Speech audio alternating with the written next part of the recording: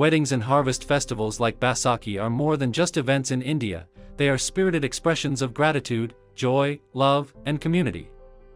These celebrations breathe life into traditions that have been passed down for generations, blending ritual with revelry and creating moments that linger in the hearts of those who experience them.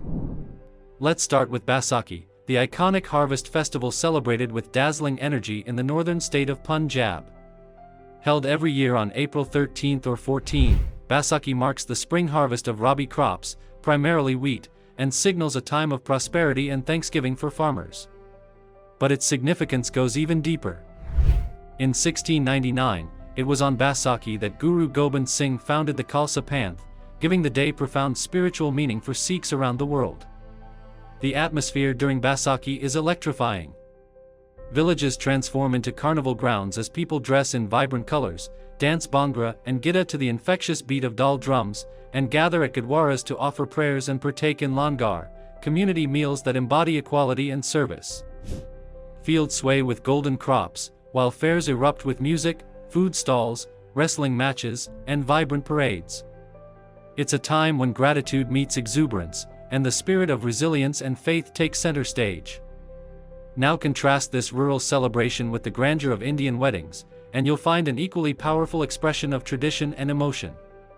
Weddings in India are famously opulent and deeply symbolic, often stretching over several days with intricate rituals, music, and feasting. Though customs vary by region, religion, and family, each Indian wedding is a unique fusion of love story and cultural heritage. Take the classic Hindu wedding as an example. The celebration kicks off with ceremonies like mehendi, where the bride's hands are adorned with intricate henna designs, and Sangeet, a night of choreographed dances and musical performances that blur the line between rehearsal and celebration. Family members from across generations gather to sing folk songs, relive memories, and strengthen familial bonds.